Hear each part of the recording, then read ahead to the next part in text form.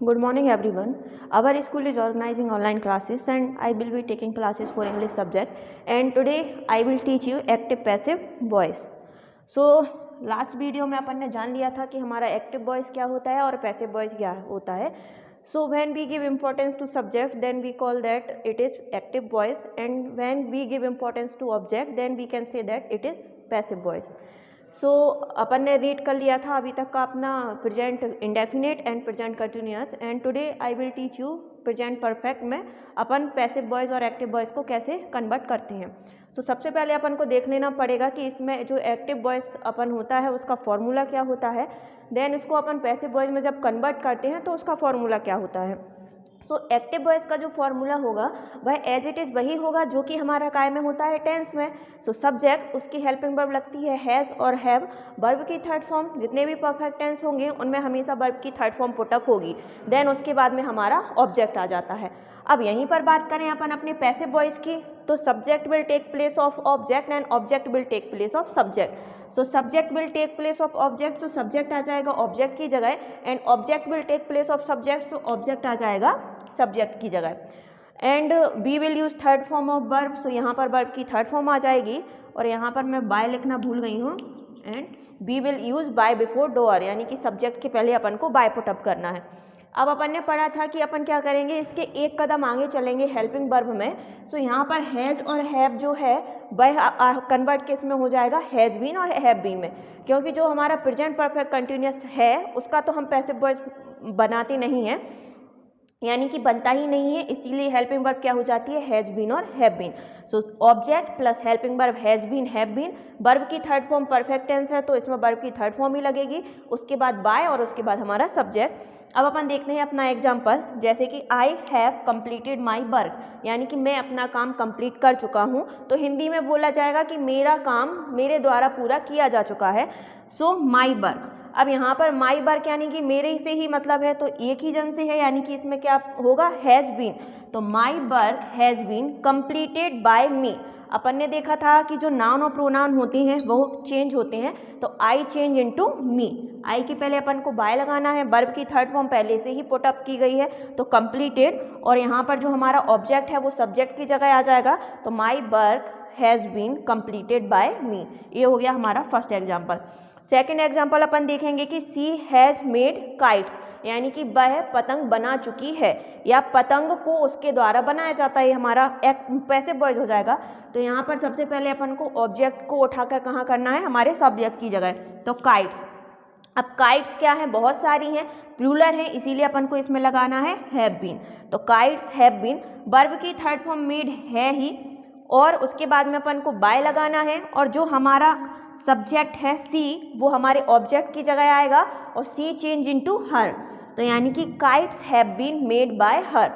सो इस तरीके से ये होता है हमारा प्रेजेंट परफेक्ट टेंस कंप्लीट. अब अपन देखते हैं अपना past tense. So now we will read अपना पास्ट टेंस. सो सबसे पहले अपन पढ़ेंगे अपना सिंपल पास्ट टेंस, जिसका एक्टिव सेंटेंस मतलब एक्टिव वॉइस जो है वो अपन अपने टेंस में पढ़ चुके हैं. जैसे कि अपन इसमें सिंपल पास्ट में बनाते हैं सब्जेक्ट प्लस वर्ब की सेकंड फॉर्म और then object then other word. अब अपन इसमें वर्ब की सेकंड फॉर्म यूज करते हैं, ये तो आपको पता ही है. अब लेकिन जब अपन इसका पैसिव वॉइस बनाएंगे तो अपने पास कोई भी हेल्पिंग वर्ब नहीं है, तो अपन हेल्पिंग वर्ब यूज करेंगे अपनी पास्ट कंटिन्यूअस टेंस की, यानी कि was and were. So subject will take place of object, यानी कि ऑब्जेक्ट की जगह आ गया, and object will take place of subject, यानी कि ऑब्जेक्ट जो है वो हमारा सब्जेक्ट की जगह आ जाएगा. अब इसके बाद अपन को क्या करना है, वर्ब की हमेशा थर्ड फॉर्म यूज करनी है, ये अपन को पता ही है, और डोअर के पहले अपन को क्या यूज करना है, हमेशा बाय यूज करना है, यानी कि सब्जेक्ट के पहले बाय यूज करना है. यानी कि ऑब्जेक्ट उसकी हेल्पिंग वर्ब में वॉज एंड वर, वर्ब की थर्ड फॉर्म यूज होगी, उसके बाद में बाय और उसके बाद में सब्जेक्ट. सो अपन देखते हैं अब इसका फॉर्मूला, इसका एग्जाम्पल, यानी कि आई डिड माई जॉब, यानी कि मैंने अपनी जॉब की, और इसका इसका पैसिव वॉइस क्या बनेगा कि मेरी जॉब को मेरे द्वारा किया गया. यानी कि जो हमारा माई जॉब है वो हमारा ऑब्जेक्ट है, यानी कि सबसे पहले वो आ जाएगा हमारे सब्जेक्ट की जगह, यानी कि माई जॉब. अब अपन को देखना है इसमें हेल्पिंग वर्ब वॉज यूज होती है या वर. तो माई जॉब यानी कि मेरी ही जॉब है, इसीलिए यूज होगा वॉज, यानी कि माई जॉब वॉज. अब डू डिड और डन, सबसे पहले आपको पहचानना भी बहुत ईजी है कि वर्ब की यहाँ में सेकंड फॉर्म यूज लगी है, इसलिए पास्ट का टेंस है। सो डिड की थर्ड फॉर्म यूज होगी डन, उसके बाद में अपन को बाय लगाना है और आई चेंज हो जाता है मी में, तो my job was done by me. यहाँ पर ये हो गया हमारा सेंटेंस कंप्लीट। अब आपको इतना भी ध्यान नहीं आ रहा है तो इतना ध्यान रख लेना कि हमारा सब्जेक्ट ऑब्जेक्ट की जगह हो जाता है, ऑब्जेक्ट सब्जेक्ट की जगह। बाय आप यूज कर ही लेंगे, वर्ब की थर्ड फॉर्म आप लगा ही लेंगे। अकेला इतनी सी बात रहती है कि आपको केवल याद रखना है कि इसमें कौन सी हेल्पिंग वर्ब यूज होगी। तो जो पास्ट इंडेफिनिट है उसमें हेल्पिंग वर्ब नहीं रहती है, as it is present indefinite जैसी। तो उसमें जैसे अपन ने प्रेजेंट कंटिन्यूअस की हेल्पिंग वर्ब ली थी, ऐसे ही हमें इसमें पास्ट कंटिन्यूअस की हेल्पिंग वर्ब लिखनी है, जो कि है वॉज एंड वर। अब अपन देखते हैं अपना सेकंड एग्जांपल, जो कि है ही सैंग अ पोयम, यानी कि उसने एक पोयम गाई। तो एक पोयम को उसके द्वारा गाया गया, ये हमारा पैसिव फॉर्म हो जाता है। तो जैसे आ पोयम इसमें ऑब्जेक्ट है तो वो इसका सब्जेक्ट बन जाएगा आ पोयम। अब आपको कुछ नहीं करना है, इसका जो सब्जेक्ट है वो ऑब्जेक्ट की जगह है, तो ही चेंज इनटू हिम। अब उसके बाद में भी आप वर्ब बाय लगा दीजिए और वर्ब की आप थर्ड फॉर्म लगा दीजिए सिंग सैंग संग, तो ये हो गया हमारा संग। अब अकेला बचता है वापस से हेल्पिंग वर्ब, तो आ पोयम सिंगुलर है इसीलिए उसमें वॉज यूज हो जाएगा। अगर यहाँ पर प्लूरल होता कि आ पोयम्स, मतलब पोयम्स, आ पोयम तो नहीं आएगा, पोयम्स हो जाता है या फिर कोई भी प्लूरल पर्सन यहाँ पर आ जाता है, तो वहाँ पर अपन को क्या लगाना है, वर लगा देना है, सिंपल सी बात है। तो इस तरीके से ये हो गया हमारा पास्ट टेंस कंप्लीट, यानी कि पास्ट में जो एक्टिव पैसिव वॉइस चेंज करते हैं वो कैसे हैं। अब अपन पढ़ते हैं अपना पास्ट कंटिन्यूअस टेंस। अब अपन देखते हैं अपना पास्ट कंटिन्यूअस टेंस। तो पास्ट कंटिन्यूअस टेंस में अपन इसका एक्टिव वॉइस तो टेंस में देख चुके हैं, अब उसको पैसिव वॉइस में कैसे कन्वर्ट करेंगे वो अपन सीखते हैं। तो सबसे पहले सब्जेक्ट जो अपना टेंस में अपन देखते हैं, हेल्पिंग वर्ब होती है उसकी वॉज वर्ब, वर्ब की फर्स्ट फॉर्म में आईएनजी और ऑब्जेक्ट, यानी कि जितने भी कंटिन्यूअस टेंस रहेंगे उनमें वर्ब की फर्स्ट फॉर्म में आईएनजी तो पुटअप होनी ही होनी है। अब यहाँ पर अपन देखेंगे कि इसका पैसिव फॉर्म क्या होगा। सो ऑब्जेक्ट सब्जेक्ट की जगह आ गया हमारा, जो हमारा सब्जेक्ट है वो हमारा ऑब्जेक्ट की जगह आ गया। वर्ब की थर्ड फॉर्म तो अपन को यूज करनी ही है। अब जैसे अपन ने बीइंग प्रेजेंट कंटिन्यूअस में यूज करी थी, वैसे ही as it is past continuous में भी अपन को बीइंग फॉर्म यूज करनी है, तो हमारा हो गया बीइंग। हेल्पिंग वर्ब जो हमारे पास वॉज और वर है वो एज इट इज बनी रहेगी, बस वॉज और वर के साथ अपन को बीइंग यूज करना है। ये चीज़ आप याद रखना कि प्रेजेंट कंटिन्यूअस में भी अपन ने बीइंग यूज किया था, और जो हमारा पास्ट कंटिन्यूअस था उसमें भी अपन ने क्या यूज किया था, बीइंग यूज किया था। सो यहाँ पर अपन देखते हैं ऑब्जेक्ट, हेल्पिंग वर्ब में वॉज और वर, बीइंग वर्ब की थर्ड फॉर्म, उसके बाद में हमारा सब्जेक्ट। अब यहाँ पर अपन देखते हैं इसका एग्जाम्पल, जैसे कि राम वॉज किलिंग रावण, यानी कि राम जो है वो रावण को मार रहा था। तो यहाँ पर अपन को क्या करना है, रावण को उठाकर सब्जेक्ट की जगह लिख देना है, तो रावण।